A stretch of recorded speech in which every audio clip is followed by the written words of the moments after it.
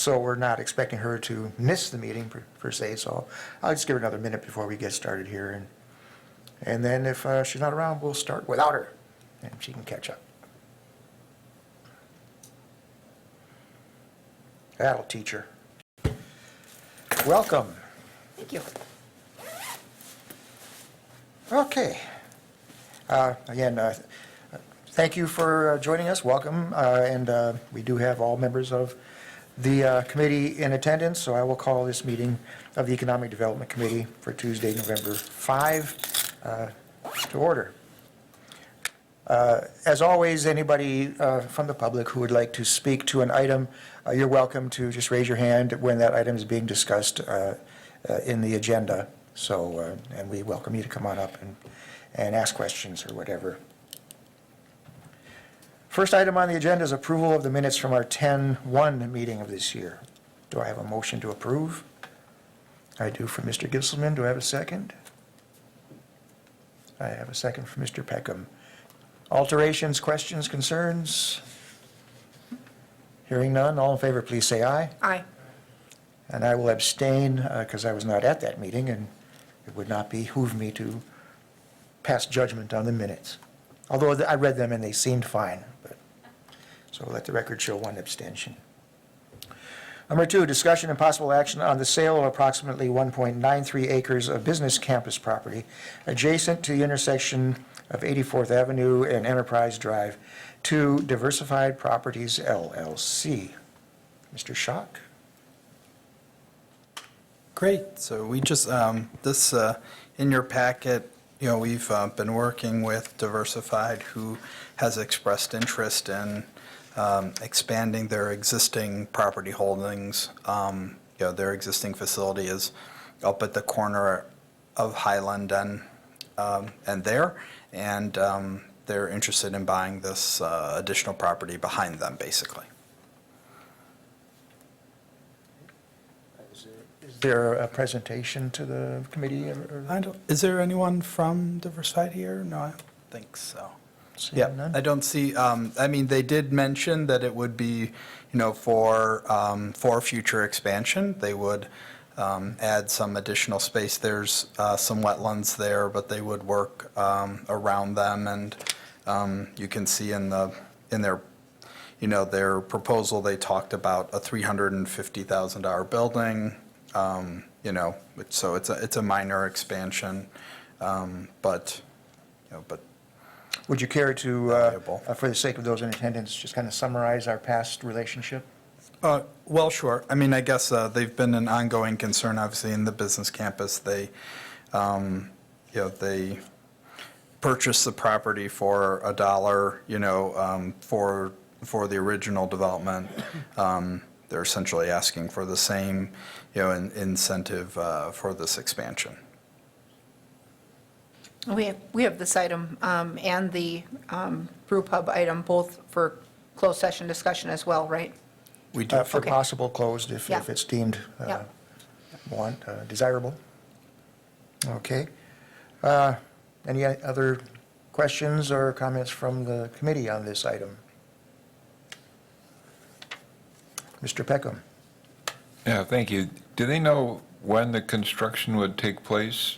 Kind of when to get going on this, or, I mean? Yep, they list spring, summer of 2020 when they would do the expansion, yeah. Very good. Yep. Well, certainly, I mean, this is sort of the continuation of a partnership, a relationship, and it's along the same lines of what we've done in the past.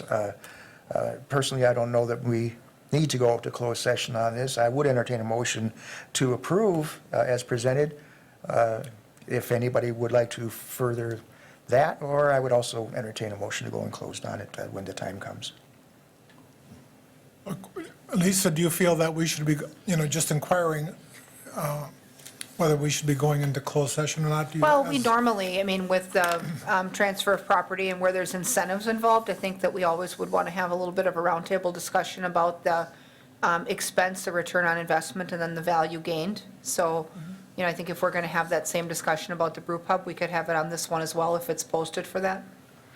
Is there anything that, along those lines that we wouldn't discuss in open anyways? Not per se, I guess. Yeah. Or it's up to you guys. I mean, when we talk about ROI, this is something that we can discuss here. I think, so if you look on the map, there's, the wetlands divide the property there. We own the property to the right as well, but, it's not essentially contiguous. So would something fit at the corner on a 1.9 acre lot? Yes, a relatively small business could be accommodated there. But,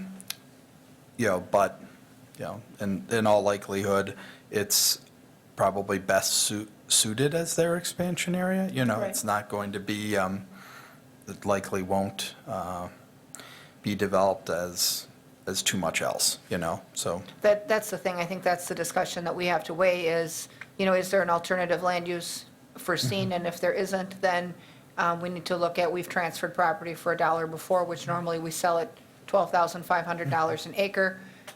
Is the return on investment enough to do that again? I mean, the tax on a $350,000 building of that nature is probably less than what it is on many residential properties. So the amount that we would gain for that transfer is fairly small. That's So, right. I mean, that's just what I, Yeah, I think, you're right, and I think if we were just, if it was a single one-off, but I think they're, not to necessarily advocate for them in this case, but just to be clear, they have noted the jobs and expansion that they've are already they done adding at the site. workforce? That's key And for the, They do plan to, as they say. 40 plus in the next 2 to 3 years. But we wouldn't have a development agreement per se binding them to to the creation of jobs per se, but we could. It's just, it's a and that's, relatively small that's expansion. something that I but- feel we should talk about, whether it's an open session or closed. I mean, you may not want to hold them to a firm, fast 40 job number, but, if they're expecting that they're going to create, 30, whatever, there needs to be, I think, some security for our investment. I mean, if we're going to essentially give land away, where our taxable return is very small, then we would certainly hope that our gain would be in the workforce and in the economic value of people working there. And so I'd like to see something there. I completely agree with that. I'd like to see something along those lines. Okay, so how about I know their time is not a hurry, so we can kind of go back with that guidance and kind of firm up the job creation commitment. Yeah, if we could just hold action on it and bring it back with some, at least that type of a string attached, I think that would secure our investment a little more. I mean, it gives us a little greater guarantee of a return than the taxable value of a $350,000 building. All right, does that have to be in the form of a motion? No, I think we can agree by consensus to consensus? direct Chris to Yeah. continue that Okay, yeah. conversation. Any concerns from the committee? No? Okay, very good, thank you. Thanks.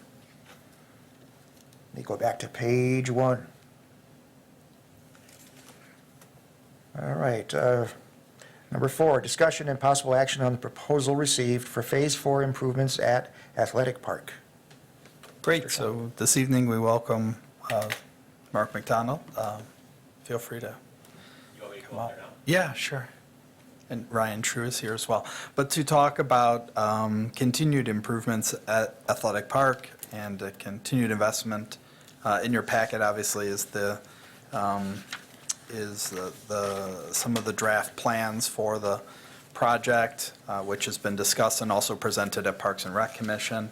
And then also as a term sheet for, essentially for this phase, if you will, or the economic development part of the investment, which would include essentially the parking improvements, the infrastructure improvements, which is a sidewalk, and some analysis of the intersections, and these parking goals. So, great, yeah, why don't you talk about the project? Okay, I wasn't sure exactly. Should we go through the project again for the benefit of those who weren't here last night? Yeah, there was Yeah, several that I know, weren't. I know, it's going to be redundant for some of you, but, we'll go through it again here. Okay, so this is Phase 4 at Athletic Park. Just As a reminder, this all started back in 2012. We first put shovels in the ground for Phase 1 in the fall of 2013, and that was for the grandstand and the neighborhood park that's attached to it, and that was available to the woodchucks for the 2014 season. We started Phase 2 in the winter of 2015, or the fall of 2015, and that was available for the woodchucks in the spring of 2016, and that was the first baseline. All the bathrooms and the new bleachers down there, and then Ascension Terrace, and the concession stand that's down there too. Phase 3 was out in the bullpen area. It was a really small project. We just kind of cleaned up that area and made it more attractive to fans, and that was available for the 2017 season. And now we're in Phase 4, and there's really 3 different aspects to the project, which we think is going to cost about $1.5 million. The first one is that we might put some new seats on the third base bleachers. We found that our fans are just not interested in a bleacher seat. When they sit down, they want to have a seat back. They like to have a cup holder. They like to have their area. And so we're finding more and more of our fans are just buying those seats, and so that's where the demand is. And so we're looking at that and evaluating and putting that in. That's not a big expense and a big part of it. The second part, which is probably a little more significant, and really is not a woodchuck project, it's a McDonald Foundation project, is that we're going to finish the lighting project on the field. So in Phase 1, we did the A poles, which are right behind home plate. In Phase 2, we did the B poles, which are the biggest and the most expensive poles on the field that sit at first base and third base. And now with this phase, we would do the outfield poles. And what's important here to know is that with this complete retrofit of the lights out there, we will now have energy efficient, modern, high quality lights throughout the stadium. You have lighting quality that will be available to the players that you would find at a collegiate level game. And then hopefully there's lots of savings that come with the new energy efficient lights. There's something also in lighting called spill, which is how much light kind of drifts out in the neighborhoods. And with these new lights, there's much less spill into the neighborhoods. So that's important, and that's going to be about a $119,000 project, which we're going to run through my family foundation. And then finally, and then the biggest aspect of it is a renovation of the first base dugout area. So starting at it and looking at the renovation that's going to happen, and there's some pictures in there so you can kind of get a feel for it. Looking at it from the field, the first thing we're going to do is, bring the dugout up to date. If you've been to Athletic Park, what you notice is that the 2 dugouts are not equal. The home dugout, where our team sits, is basically something you would find at Miller Park. The visiting dugout, where the visiting team sits, is what you would find at a Little League field. And the team can hardly fit in there. As a matter of fact, a lot of times they sit outside the dugout, which is not very safe. So it's complicating because when the visiting team comes, they don't have a clubhouse to go to, so they're kind of just stuck in that little tiny dugout, and they don't stay there, and they wander around and they get in trouble. And so this will be putting them in their place, and it'll allow us to host visiting teams a little bit more, and it also works for, Athletic Park is getting a lot of other users. So for example, last year Wausau East and Wausau West played each other at the stadium. Well, who gets the good dugout and who gets the bad dugout? There's a lot of rivalry there, and you wouldn't want to have anybody have an advantage. And so that's important. Also, we're taking out those bleachers and we're putting in roughly 190 premium seats. The project that we're proposing is very similar to what you would see at Camp Randall, that's going on at Camp Randall right now in the far dugout, the one that doesn't have the students in it. You're putting in bar rail seats. It's what our fans love. They love the fact that they have their own seat. They can put their hands on a table, even though it's a small ledge table, and it's just a lot more comfortable. And so we would put that in there. There'd be a lot of social areas, because when people come to Woodchuck games, they don't just come to watch baseball. They come to visit with their friends and talk to their friends and socialize. We have a lot of groups that come out to Athletic Park. And so that's a big part of it.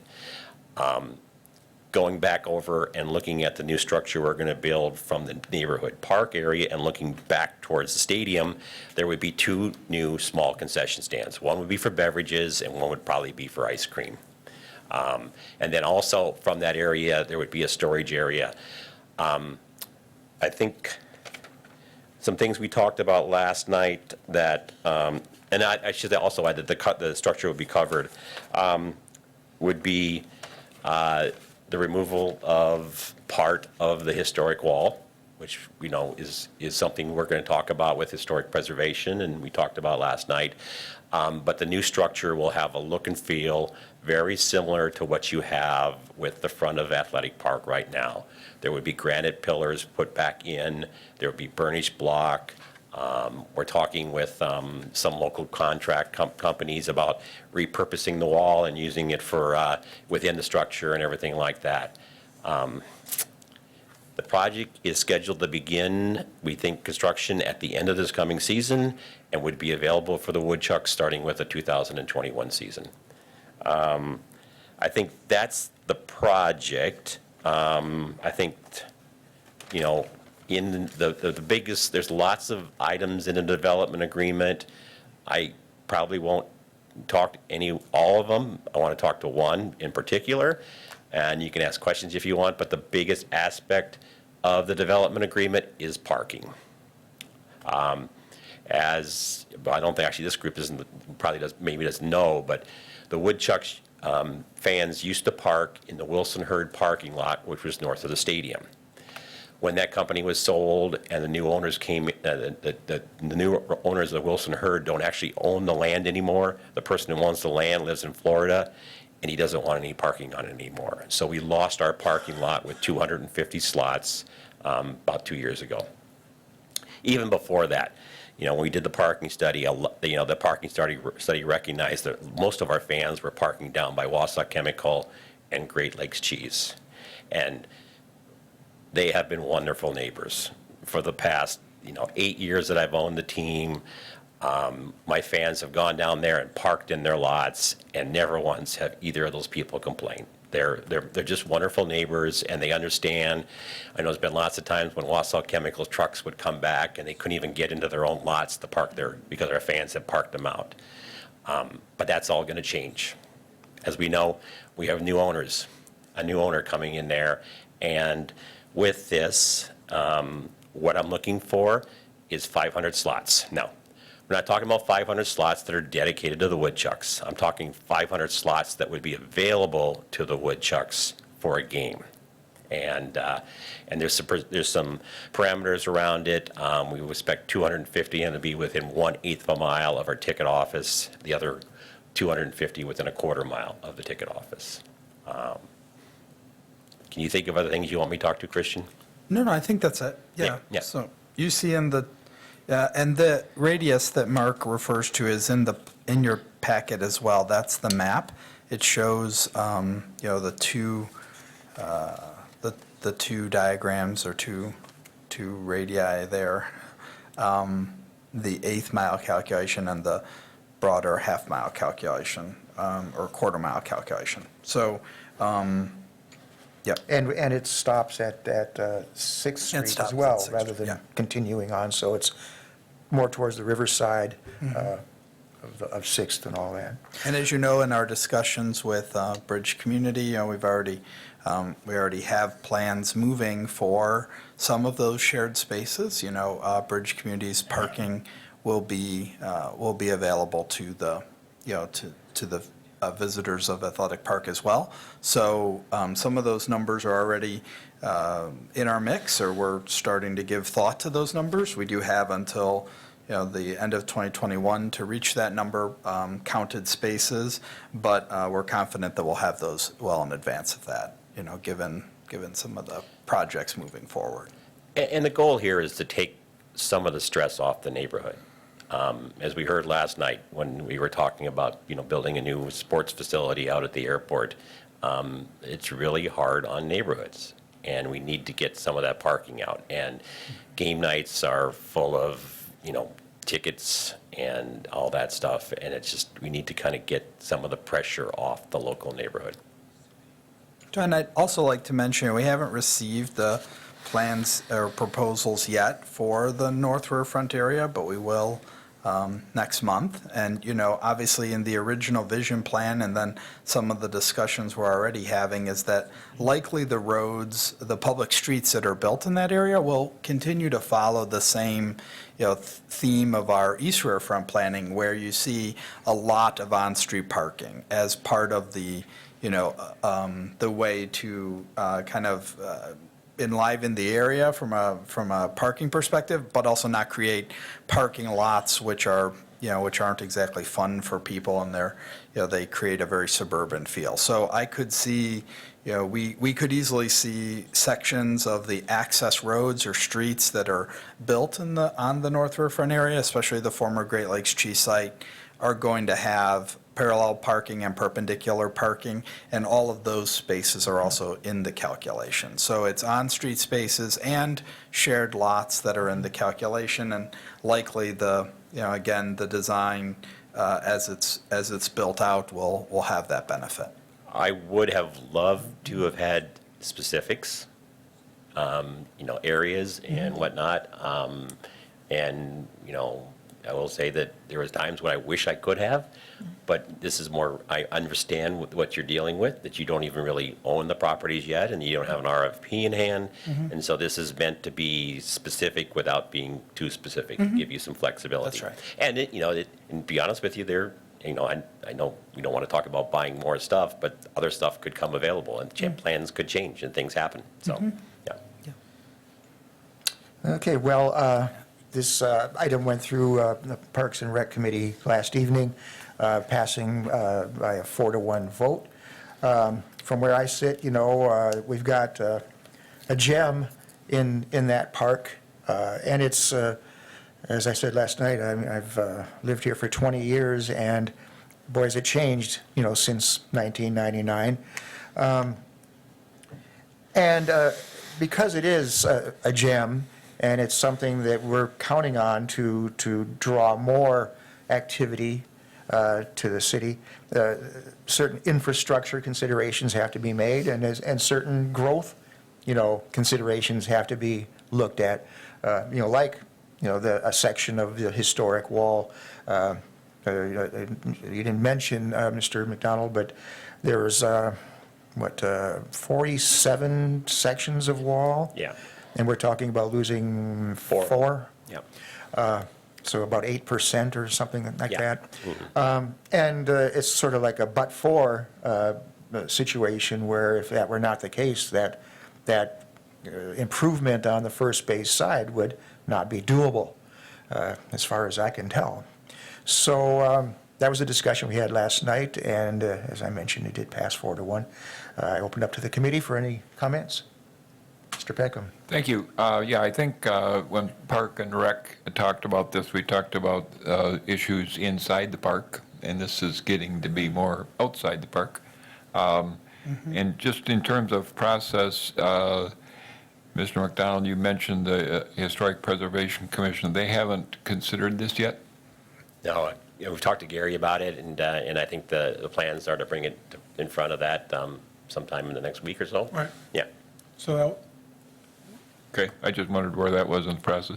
And I think you've already answered, in the term sheet, there's reference to outfield lights paid for by others at the facility, and the others in this case would be the McDonald Foundation? Yeah, so I need to convince the McDonald Foundation to make the donation. So, Twist some arms. yeah, I have to go twist some arms, yeah. So, And us, I not knowing stuff, about 4 paragraphs down, it said the city shall complete a warrant study for the traffic and turning movements, the intersections of 2nd and 3rd Streets at Bridge Street. I don't know what a warrant study is. Yeah, sure, I can address. So a warrant study is are improvements or signalization warranted at an intersection? So that's kind of, it's a civil engineering study basically to determine from a traffic analysis if. Kind of what this warrants? What this warrants, Oh, exactly. Well, Yeah, with our development and all the other development happening down that area, it's just, we think I think that a turn signal there makes sense. Coming down Bridge Street, going east on, and turning onto Third Street is very tough during rush hour traffic. Okay. And it may or may not, but that's what the Yeah. traffic engineers will determine. And our commitment is just to complete the study. We're not necessarily committing to improvements per se, but, obviously, the study will help educate the SISM committee and the engineering department, to make future improvements if that's necessary. Okay, we got a light at Third and Bridge, but they're talking Second and Bridge would be the new one? No, I think what they're talking, the question is there's a light at Third and Bridge, but it doesn't have a left turn. Doesn't have a left turn, okay. yeah. Yeah. Yeah, these are turning so it's, like we said, traffic and turning movements. It's really the turning movements that's the biggest question, and the study will see if a turning signal or a turning lane. Could be better. Or a longer turning lane, for example, is warranted or is necessary. Okay. And then continuing down, it says city shall provide, create for shared use, X number of parking spots. Do we have like 150 new public parking spaces? Do we have any handle whatsoever on what that could cost us? Or do you think it's going to kind of happen as the streets are built and stuff like that? Yeah, it's a good question. So I think, yes, there's again, to Mark's point, we'd like to have a very defined, as he would like to determine this is the exact parking lot that will be available for Athletic Park. We don't know that specifically, but we do know that, there's a lot changing in that area. We own a lot of the property, or will own a lot of the property very shortly. And as it's redeveloped, they will have shared lots and new on-street parking spaces, incorporated into their development. So when you look at the 8th mile radius, we already know that, we are already working with Bridge for that shared lot, so those spaces are already there. And we also own property from Wausau Chemical and Great Lakes Cheese along the north side of Wausau Avenue, which could accommodate spaces today, those without even much cost. I mean, it doesn't declare exactly how nice the parking lot needs to be, although, but it could be, it could easily be signed and used as a parking facility, as it is today as well. But I do think that within the 8th mile radius, we'll also have new on-street improvements, likely accessing the Great Lakes Cheese area, and like we said, the bridge lots, which would get close to 150 right off the bat. But, again, there's a few years to sort that out, so. One question I would have, Christian, is you've already got an RFP in front of you for some stuff down there, so I'm assuming that you are already starting to think about this in that. Oh, yeah. I think everyone's thinking about it. We've received one proposal already. The deadline for proposals is December. As I think everyone knows, it's December 2nd. So we do expect other proposals. And like we said, I think those proposals are working with us on the assumption of, of a plan that would involve a lot of on-street parking, much like the, planning that we've done on the rest of the riverfront. And those spaces would also count towards the shared use. We're trying, as you know, along the riverfront to get away from dedicated parking lots and for each individual use having their own parking. Sometimes that's difficult, and but it is the right thing to do in kind of building an urban environment, along that area. So, as we did on the East Riverfront, we built shared parking lots, and those shared parking lots, support the users and the park visitors in that area. And it'll be the same in this case. Mr. Rasmussen? Thank you. I have a few questions.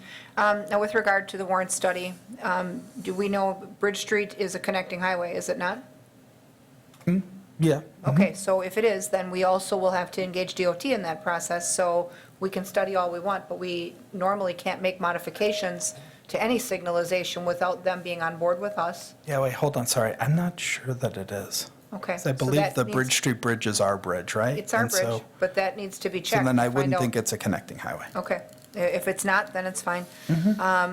Eric has reviewed this term sheet, so. Good. He should be aware. The other thing is that I like the idea of street parking and maybe shared lot space. The last thing we'd want to see happen, though, is prime riverfront property used for surface lots, like you said. I was intrigued a little bit when Mr. McDonald talked about other things coming available. And my question is, have we ever tried to purchase the Wilson Hurd lot outright from whoever owns it? I mean, they've never had any intention of expanding on it or using it. At one point, that property, I believe, was city-owned land. There was some type of a garage there, and there was some assertion that, the current owner or past ones were concerned about pollution and whatnot of things that took place. And so, is there any motivation to look at acquisition of that site directly? I mean, that would solve half of this right off the bat. I would assume that any interest in acquiring would be, for development, at least a large portion would be for development purposes rather than as a parking solution, so. Depends. That land may not Yeah. be useful for much else if it does have some kind of concerning contaminant. And so, and it's not anything concerning as far as stuff you can't deal with. It's stuff like car pollution, like you deal with service garages. Sure. And, it's not heavy metal type stuff, but there was some assertions about whatever city activity took place on that property historically eons ago has impacted the land. And yet they were still concerned about vehicles depositing things on that site when we were using it for parking for the ballpark. The city attorney was involved in that last summer or the summer before when we lost the arrangement. And so I think that needs to be looked at, because if Wilson Hurd is never going to expand and they're never going to have a use for that lot, and it's not necessarily useful for anything else, maybe to put a cap on it and park cars on it is the best use. And so if that could be purchased outright, that would solve half of this, without us worrying about using additional riverfront space for parking. So I guess I'd like to see us explore that, but I also would like to see us support this project and the term sheet, because, I've been at this game for 12 years, and I will say that when I first came on the council, the team was owned by another owner.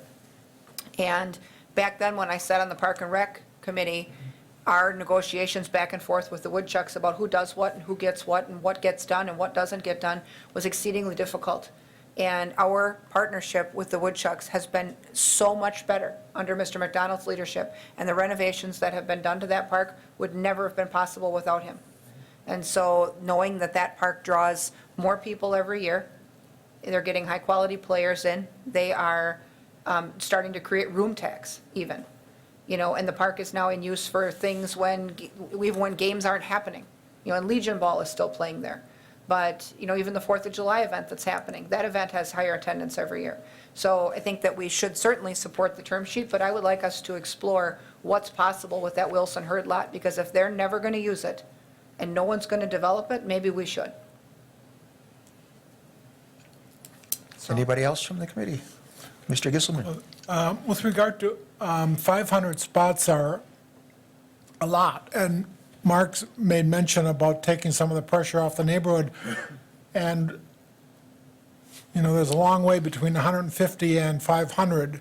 The last time we got into an arrangement with 500 lots, parking spots, we really had a struggle and almost build a ramp for that. And I think that we should, at some time, perhaps in the near future, see exactly where these 500 spaces are. It's easy to, say we will have 500, but if you're going to be taking the pressure off of the neighborhood, and yet we're going to be having on-street parking, that I don't think that meshes for me. But maybe if we had some idea as to exactly where these 500 spots are going to be coming from before we at least take a good idea of where these are.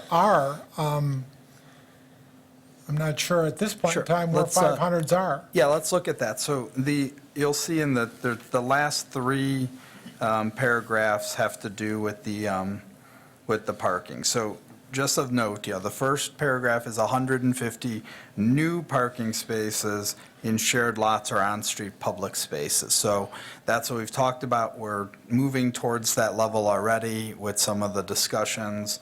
But yes, there may be other considerations, and again, that's, 2 years to count those spaces. The 500 is ensuring that then we have a count of new and existing spaces within the radius. So that does incorporate all the, existing on-street spaces that are already used by neighbor, or by the athletic park visitors who are parking on the street in the neighborhood.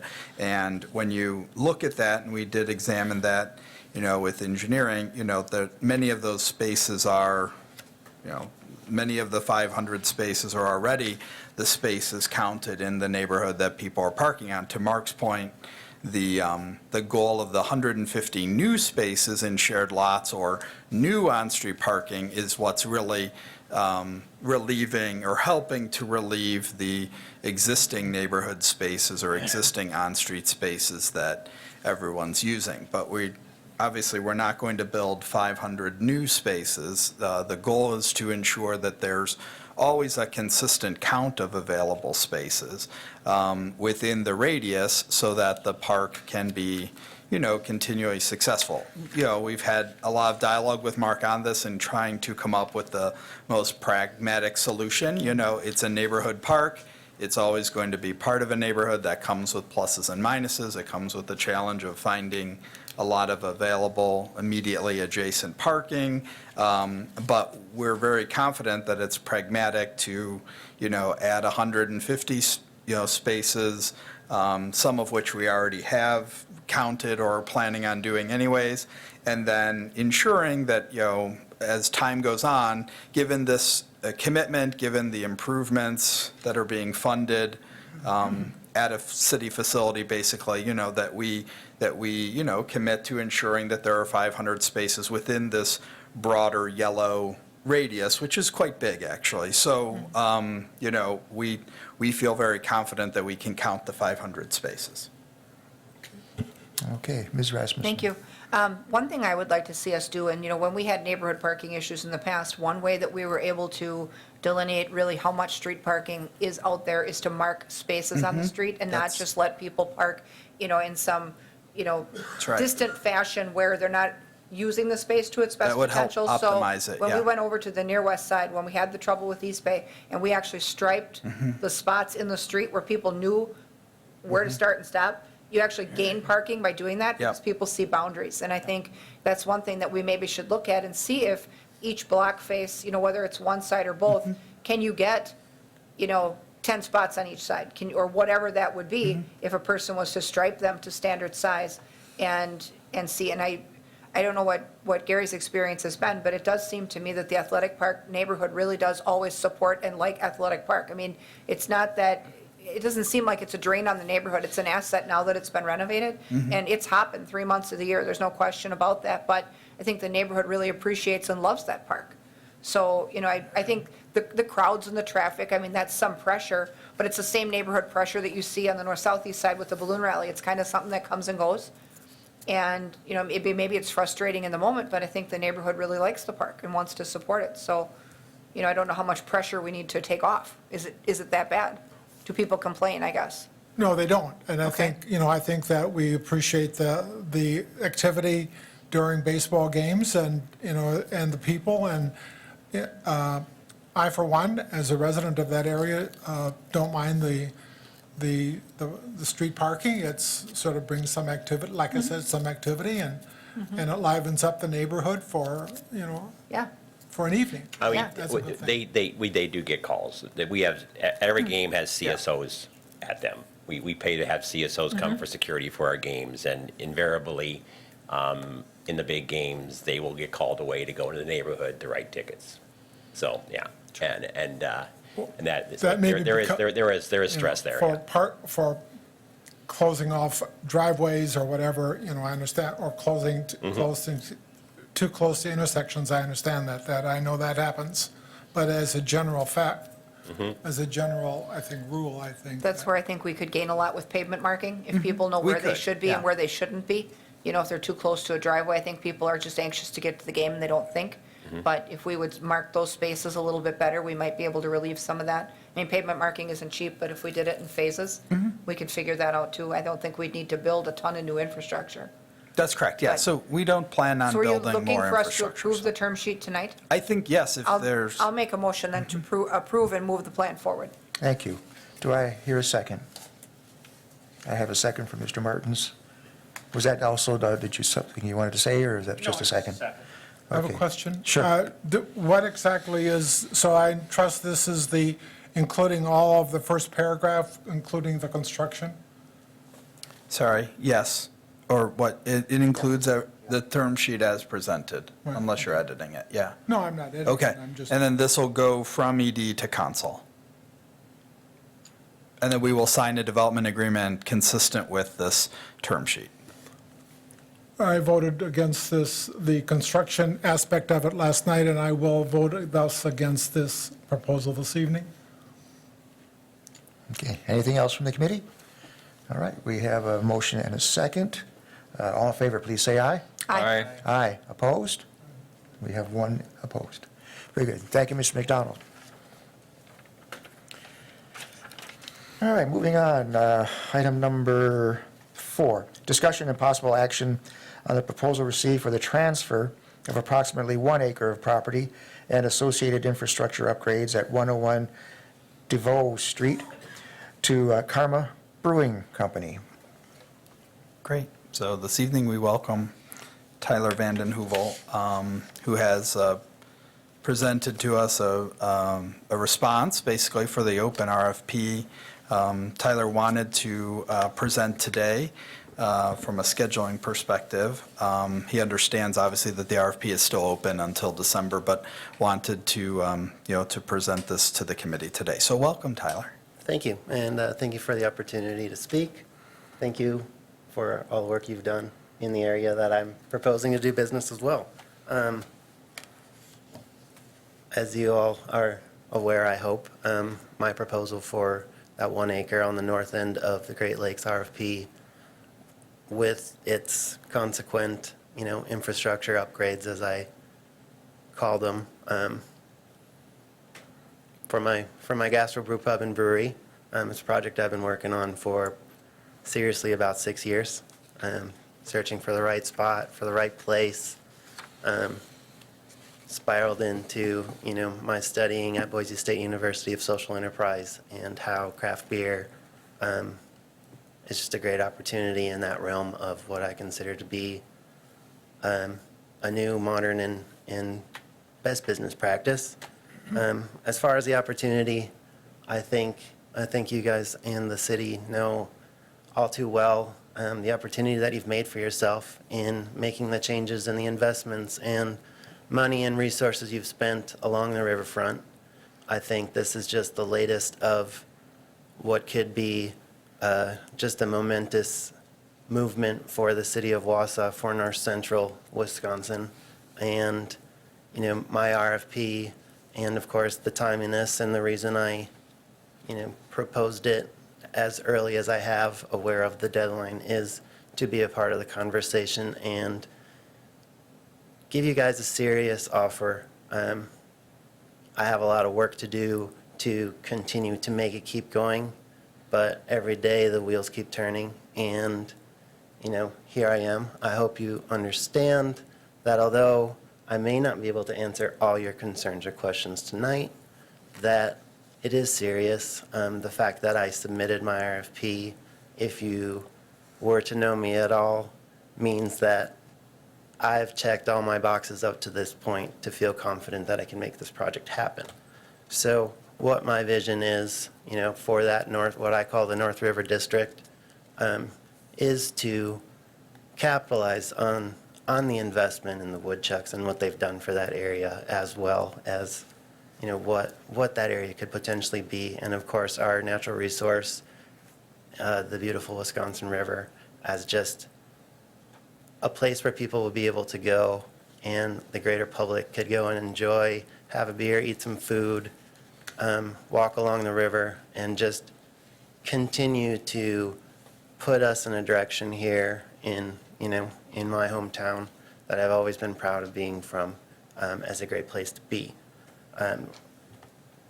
Basically, to highlight what I've been asking, I feel it's reasonable that I've put together an RFP that would work closely with what I feel would need to be done in that area. As we've already discussed in the previous case with Athletic Park, there will need to be infrastructure. DeVoe and Winton Street, if Winton were to continue as its current state, would, undoubtedly need to be upgraded of some sort, whether to include that on-street parking or, just to connect the two in general. I feel like I've given a pretty good vision of what that might be able to look like in the process of working with me and preparing that 1 acre plot of land that I'm proposing for as a pad-ready site to build my building.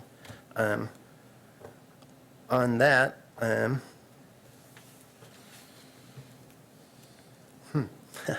do I want to go now? No, well, that's I fine. can talk mean, for hours, so. Just stay up there, I'm sure we'll have some questions Hey. for you. I'll just tell you, and everybody else here, that, it's stated in our mission for economic development that we are to endeavor at all times to attract and encourage and work with young entrepreneurs. It's vital for the future of this city to have that sort of atmosphere here. It's part of our job is to work with young people to get stuff going. Earlier today I was thinking, how many young entrepreneurs can I think of in town that have started a business? And I started going like this, but and I'm sure there's plenty that didn't come to mind, but there's not enough. We need to encourage this to any degree that we can. So, I welcome this, your response to the RFP, and we'll see what happens going forward with, the deadline. But anybody from the committee have questions? Yeah, maybe for just Tyler? before we get into questions, just to talk a little bit, we've been working with Tyler, obviously, and I think he has done a lot of work to craft, his proposal so far. So, we've discussed the idea of obviously, this does fit well with the economic development strategy of the city as a craft and maker project. And obviously, Tom mentioned the importance of supporting entrepreneurs.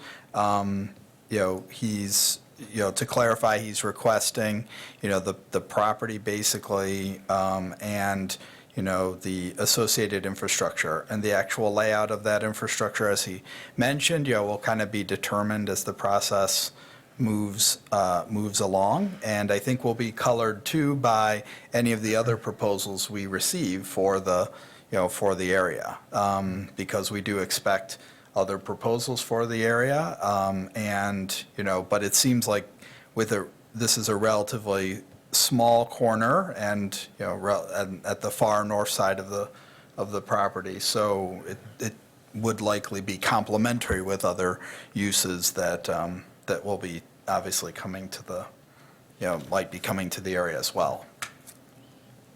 Ms. Rasmussen? Thanks. So the public ask tied to this project really is, as you said, Chris, strictly infrastructure improvement and property conveyance. Correct. Okay. That's inspiring, because that's exactly, when a property's in a TID, those are the things that we look to partner on, is supportive infrastructure versus, lending for people's operating expenses, et cetera. So I think that, if this plan comes together and the finances of it work out, through an SBA loan or through traditional bank financing, and, what our partnership looks like is infrastructure, that really, in the spirit of TID financing, is right down the path of what we want to see, and where we want to partner is in infrastructure. I'm inspired to see the proposal. I think it's a great addition to the area. I think that it would work well with things that are happening down there, like Thrive and, the woodchucks and, everything else that may come along. Certainly, we're not equipped to decide on it tonight, but it's a great start into revitalizing that area. And when you think about what it looks like today, which it could be so much more, and I think that the renderings here are fantastic. The timeline for completion looks great. I mean, as far as, when we want to see that impact happening. what do you figure you would have initially for workforce in terms of numbers?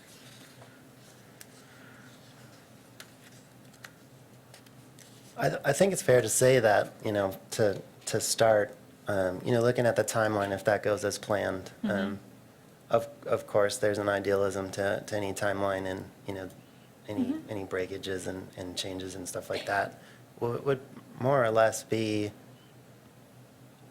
we're in the middle of winter, so we'll be a little limited on some of the workforce that would be working out in the beer garden and some of that other stuff, but Sure.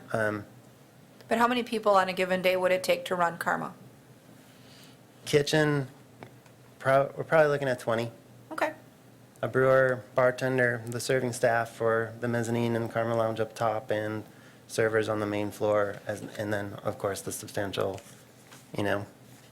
labor force that it takes to run a kitchen. well, and I like the fact that your proposal highlighted that 90% of the beverage would be sold on premises. Absolutely. And so it's just it's a different business model than, something that puts in a canning line and markets in a wider way. I think it's Correct, yeah. just, It's a local, it's Yeah. definitely a true for maker- consumption. Maker Uh-huh. space, and so very inspiring to see that. So thanks for the proposal, it's exciting. Of course, and, just to touch on, kind of where I'm at the moment, the release of the RFP, of course, in the packet has generated, more favorable publicity than I was expecting, and which has been great.